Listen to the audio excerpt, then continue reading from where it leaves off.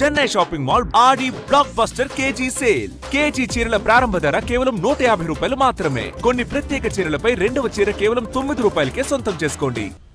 రాజకీయాల్లో యువత పాత్ర రోజురోజుకు పెరుగుతున్న నేపథ్యంలో వారిని చేరువ చేసుకునేందుకు బీఆర్ఎస్ కొత్త వ్యూహానికి పదును పెడుతోంది. ముఖ్యంగా జెన్జీ యువ ఓటర్లను ఆకర్షించడంపై గులాబీ పార్టీ దృష్టి సారిస్తోంది. రాష్ట్రంలో మెజారిటీ సంఖ్యలో ఉన్న యువ ఓటర్లను తమ వైపు తిప్పుకోవడంతో పాటు వారిని పార్టీ కార్యక్రమాల్లో భాగస్వాములను చేయాలనే ఆలోచనతో ముందుకెళ్తోంది.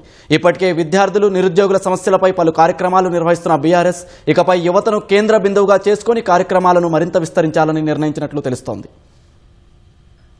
మారుతున్న పరిస్థితులకు అనుగుణంగా యువతకు ప్రాధాన్యమిస్తూ ముందుకెళ్లాలని భారత రాష్ట్ర సమితి భావిస్తోంది. పార్టీ కార్యనిర్వాహక అధ్యక్షుడు కేటీఆర్ ఇటీవలి కాలంలో యువతకు సంబంధించిన అంశాలపై ప్రత్యేకంగా దృష్టి సారిస్తున్నారు.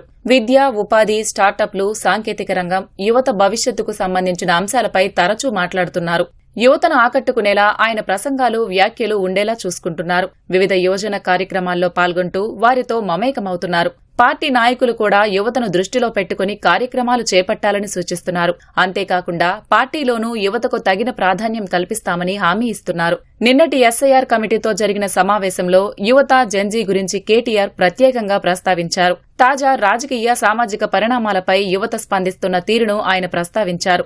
దేశ రాజధాని ఢిల్లీలో చోటు చేసుకుంటున్న పరిణామాల గురించి ఆయన నేతలతో చర్చించారు.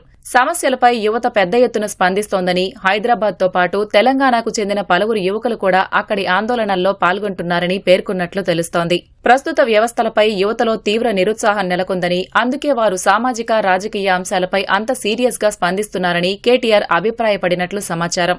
గతంలో హైదరాబాద్ సెంట్రల్ యూనివర్సిటీ భూముల అంశంలోనూ యువత, విద్యార్థులు ఇదే తరహాలో స్పందించారని కేటీఆర్ గుర్తు చేశారు. సమాజానికి సంబంధించిన అంశాలపై యువత సరైన సమయంలో తగిన రీతిలో స్పందిస్తారని, వారి అభిప్రాయాలను రాజకీయ పార్టీలు, ప్రభుత్వాలు పరిగణలోకి తీసుకోవాల్సిన అవసరం ఉందని ఆయన వ్యాఖ్యానించినట్లు తెలుస్తోంది. పార్టీ నేతలు ఆ దిశగా ముందుకెళ్లాల్సిన అవసరం ఎంతైనా ఉందని కేటీఆర్ స్పష్టం చేసినట్లు సమాచారం. యువతరం ఆకాంక్షలు, ఆలోచనలు, సమస్యలను అర్థం చేసుకుంటూ వారిని పార్టీతో మరింత దగ్గర చేసే కార్యాచరణకు బీఆర్ఎస్ శ్రీకారం చుడుతున్నట్లు తెలుస్తోంది. జెన్జీని లక్ష్యంగా చేసుకుని రాజకీయంగా కొత్త తరం నాయకత్వాన్ని ప్రోత్సహించడంతో పాటు యువతకు పార్టీలో అవకాశాలు కల్పించే దిశగా అడుగులు వేస్తోంది. రానున్న రోజుల్లో యువతను కేంద్రంగా చేసుకుని మరిన్ని కార్యక్రమాలు చేపట్టే అవకాశాలు కనిపిస్తున్నాయి.